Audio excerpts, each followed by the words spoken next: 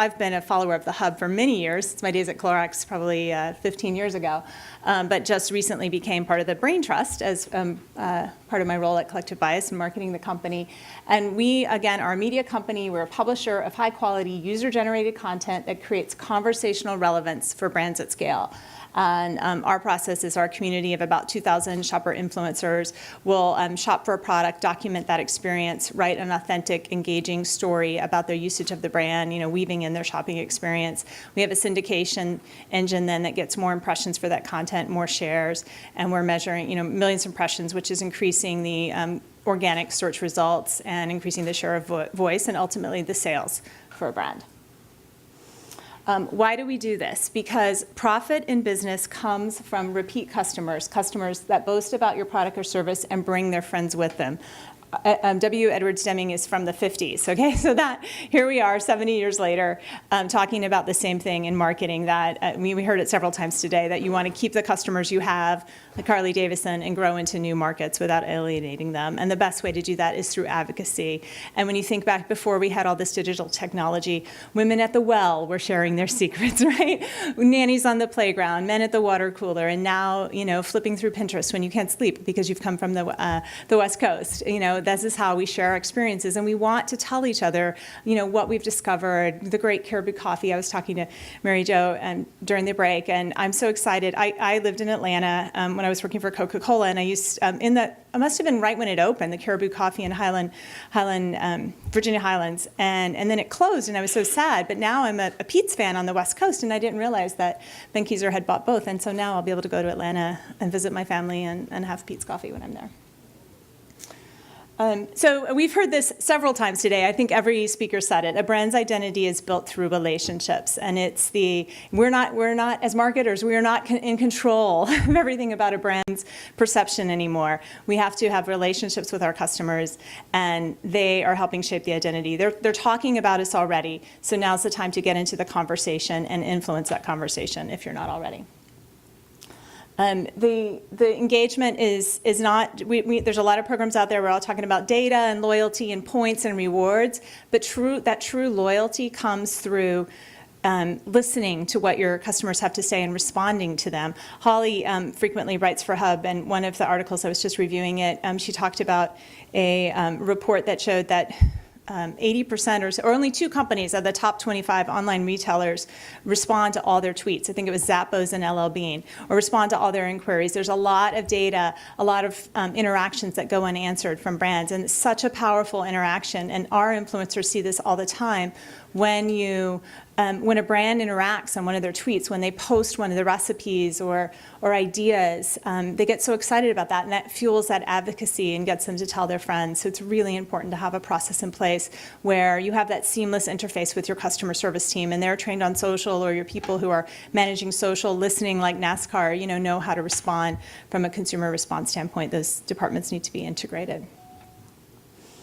So quick experiment here. So, well, first of all, and I know you guys know this because probably everyone in this room is in social media in some form or another. 92% of marketers are, but social media is a facilitator of relationships, not the relationship itself. So I want you to turn to someone who you don't know. So if you're sitting with your colleague, reach behind you or in front of you, introduce yourself, and say maybe who you are, what company you work for. Don't take long on this. And just one thing that they might remember about you, maybe where you grew up, and maybe a place, make it easy. Where you went to school, where you were born, an interesting place you just went on vacation.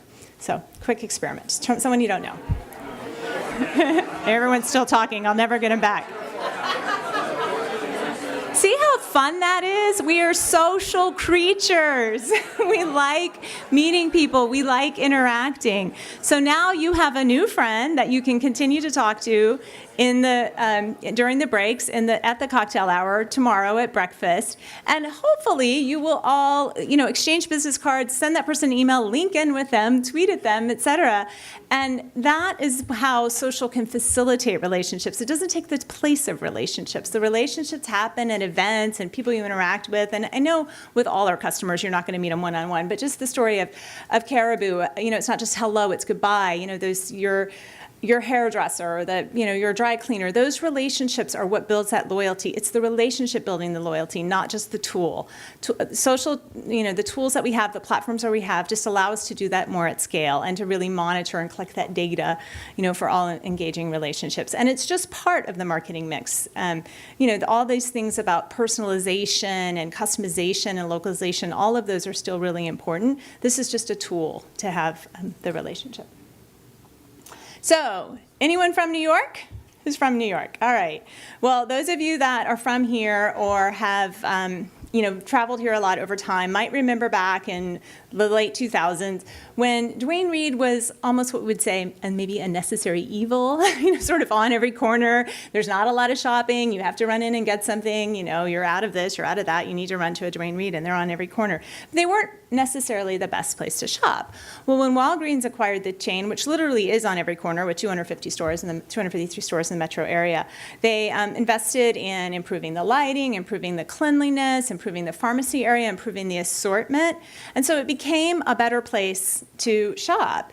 And Calvin Peters, who will be here tomorrow, when he joined the company as a PR and social manager, digital manager in spring of 2011, he knew that he needed to get that story out there, but it was sort of a David against Goliath, not a lot of resources as a small company. So he partnered with us to create the Duane Reade VIP community, and it was it's a community of influentials. They had to apply for the job, and they were already people who liked the Duane Reade brand, and they became advocates for that brand. They got to go to the store openings and the special events, hear about things, and they started talking about that brand, really weaving it into New York story. I mean, I just was looking at their Twitter feed right before I came up here, and someone said, in every directions in New York, Duane Reade is part of the story. Turn left at the Duane Reade or whatever on the corner. It's New York's drugstore. It's part of the community here, and they have now grown to. We just celebrated this about a week and a half ago, right around Labor Day.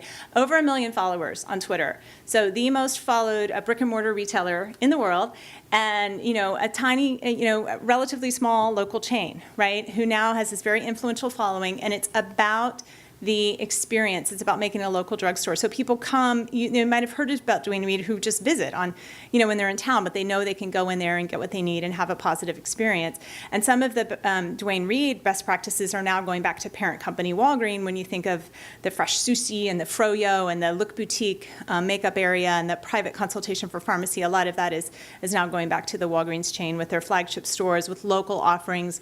I was just part of the grand opening in Union Square in San Francisco, and they've got a whole aisle of premium wine. They've got, coolers. They've got a whole aisle of Ghirardelli chocolate. They've got fresh sourdough bread, et cetera, really weaving it into the community. And that's what we want in this day and age as consumers. Now, just something to remember, social media is not direct response advertising. It's about conversational relevance over time. And, it's built, a lot of times brands come to us with a very small budget if it's retail specific, and we can't guarantee sales results. So, one time, and just like with any advertising, you're not going to see just 1 month of doing a small program. You're not going to see that needle move. Now, you can create some great content and start to see the momentum and really shape your brand. And you can do. We talked about scraping the web. You can look at your conversation pre-campaign and post-campaign, or look at your brand versus a competitor and see, are they talking about deals and offers? Are they talking about emotional benefits, a service, quality, love, and you can start to see those needles move. But it takes time to build up, influence and trust. And so so you may say, okay, that's all fine and good, but I am not on Twitter, and how am I going to see this content? Well, the organic content is available via search. And, that's how people discover things these days. That's how I've been in shopper marketing for a long time, and, our tools used to be limited to circulars and maybe a retailer's website or targeted direct mail, if there was retailer data. Well, now, how do you know someone's shopping? Because they go online. That Perigo study that just came out in the last issue said 80% look for deals before they go to the store. People are out there and they're discovering content. You don't just want them finding coupons. You want them finding inspiring ways to use their brands. Pictures, ideas, stories, creative ways to use your brand is what you want discovered. And now it is, there's a study out that more than For millennials, their ideas for food are more online, more than TV and print combined. And that's even including cookbooks. They're going for their ideas online. So again, we kind of have talked about this already. So they're researching and buying in the store, or they're in the store and then they're researching and looking at prices and buying online. The path to purchase is blurred. So you want to have relevant content out there to be discovered anywhere along the way. And why? Why do you want organic content out there? Because consumers, more than any other form of advertising, trust recommendations from friends. Even if they don't know that person, but they follow them, they're like-minded, or they see it written in an authentic voice. We have to, we of course follow FTC guidelines, and we disclose our posts up at the top of the post. We don't have to, but that's just where we have our community put it, because we want you to know, okay, someone's been compensated for this post, and then read the story, versus reading an authentic story and getting to the bottom, and then they're like, oh, they were paid to say that. So this way, it's upfront, it's disclosed, and then they get into the engaging content. The other thing is organic content is 85% more likely to be clicked on than a paid ad. So it's more engaging. You're going to look, to kind of see what someone wrote, and then you're more likely to click on that. And the biggest benefit is that it stays out there long after the campaign ends. So anything created will stay out there available in Google associated with those keywords until it's refreshed by new content. So a couple of examples. So this is one of my favorite, and we actually have a video for this, and I didn't even think about bringing it. But why should cookies have all the fun? This was a campaign for Tyson and late last year, and this was an interesting challenge. The nice thing about our company is we can move very quickly, and we can be in market within 2 weeks, which is very different from print. I always give Tim a hard time that the Hub articles are due like 6 weeks before they're going to be in print. We can turn around so quickly in digital and social. But they came to us because even though they advertised with us regularly, they had a unique challenge that they had an overshipment of Tyson nuggets to Sam's Club during the holiday season. Now, holiday is not normally a big time for chicken nuggets because the stores are crowded, obviously, with entertaining items and gifting items. It's not necessarily the time of year, you think maybe we're back to school for nuggets, et cetera. So they came to us, what can we do? And they were going to do demos, but what else can they do? And because, of course, that's what you do at Sam's Club, right? And we came up with the idea, one of our bloggers in our community came up with the idea, why should nugget decorating and why should cookies have all the fun? And this is just a tiny little sample of the amazing content that was created with nuggets. And when you think about mom rushing out, I have 3 kids, I have always a busy, packed holiday season. And, sometimes you have to have a quick dinner for the kids that you feed them before you go out, or you leave for the babysitter to feed them. So nuggets are perfect for that. But you can make it more fun and make it more special in the holiday and dress up your nuggets in different activities. So they actually did this in the in-store demo, and there was a website that also had tips and ideas and shared the content. And these are just a couple examples, and of course the bonus of tying in the carrots and the broccoli, right, with your nugget decorating ideas. So it's a really fun campaign and a real way to breathe some life into demos that are normally, pretty boring events. And the best thing was they sold through all their product and had a 42% sales lift on their demos. Another example, this was from the summer from e-commerce client Costumes Express. They're an online retailer of costumes. They also have Party Express and a few other brands where they're selling party supplies. Well, they sell a lot of costumes during the Halloween time, as you would expect, but that's a real, almost like a commodity time. There are some differences. Sometimes someone has the latest superhero costume or something like that, but it's really about search and price and maybe a little bit about service. Not a lot of branding for the company itself, and they're fighting Amazon and Halloween Warehouse and superstores and all that, to get your Halloween order before the holidays. What could they do to grow the costume category outside of the holiday season? So that was the challenge, and we did a small campaign that didn't happen until late this summer, so we'll pick it back up after the holiday season. But we came up with a hashtag #UnplugToPlay because it was based on the insight, which we've talked about earlier, that those of us with kids, I have an 11-year-old who has Minecraft constantly, right? You're looking from ways, especially kind of that 7 to 10-year-old core age, to get them away from the small screen and get them doing something more physical. And this is where Legos and Hot Wheels and all those other brands really invest in this.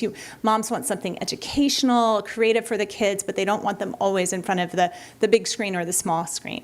So the campaign theme was Unplugged to Play, and we had influencers in our community. We had a huge response for this. We had, I think, more than 4 times the number of applicants of slots because people have to apply to get one of our opportunities. So it's kind of competitive, and they have to say why they want to do the campaign and why they're the right fit for that. So we had a hard time picking bloggers for this campaign, but they came up with amazing ideas. This one on the left is Space Camp, and the one on the right was a superhero obstacle course. We had fairies, we had pirates, we had princesses, play dates, camps, a play. I mean, all kinds of really great content that then got shared with those followers, and then the brand has available on their website. And we do have the links in the content created so that if you see this inspiring picture on Pinterest or Instagram, you can click directly to the brand site. And what a great idea to have dress-up closet and this kind of inspiration, for your kids to just get them away from the screen and cure summer boredom. Finally, we were talking about makeup earlier. Beauty is such a high category for inspiration and tutorials. So this was a campaign for Cody, Sally Hansen at Walgreens, and 6 months of activity where we did nail art and different ideas. So every influencer had, and we had over 200 in this campaign, different ideas for. It was all about kind of growing their Sally Hansen has been the leader in nail care for a long time, but a lot of the other big brands have come out with nail products, so they really had to fight to retain their market share or sort of stem the decline. So they had our content complemented their in-store displays where they were featuring the fuzzy products or the pen or all these different inspirational ideas. So a lot of great exposure for the content that, again, will continue to live out there long after the campaign period for people to see the whole how-to of how to create it. So again, what do all these things have in common? Content drives engagement, engagement drives advocacy, and advocacy correlates directly to increased sales. Just a couple quick things, and we've talked about this already. You can't always predict the sales metrics right in the beginning, but what can you do over time? You can obviously measure the impressions and the share of sentiment and the engagement actions for a campaign, but you can measure audience growth and stickiness, how the repeat visits and what they do over time. Do you not just get them once, but you keep them coming back and engaging with your brand? And of course, you have to look at social as a way to enhance those assets you have, and we've seen so many great examples of that today, that you let your customers be part of the conversation and enhance your assets. And also, measure your perceptions of the brand over time. I talked about those word clouds. How does that change? And then how quickly can you respond to attack or a problem? If I'm looking up something about a brand, this happened when I was just looking for a last-minute hotel in Tahoe for a ski trip, and I was trying to find a cheap place, right? And so some of them had negative comments, but then I saw that a brand, one of the properties had responded to that comment, they listened, they addressed the customer's concern. I ended up booking there, and we had a great experience. So those kinds of things. And then finally, and we've talked about this today, whether you get rid of, you consolidate agencies or create a team or a task force, it all has to be a unified brand experience. So you can't have silos. You need that overarching idea to go through all of the functions in your marketing department. And maybe you have what we called it at Mars, where we had T's, where we had people who were, had functional expertise, but then would be on a brand team to really go broad and really work together to create a team for that brand. And you have to, just like Stanton said, you've got to let go of your fears of having everything go through so many rounds of approval and perfect wordsmithing. Let the consumers be part of the conversation. Let your customers influence the dialogue and embrace that. And really, if we all hold hands together and do this, we can jump off the cliff. So. Thank you. And Holly and I are around for more questions tonight.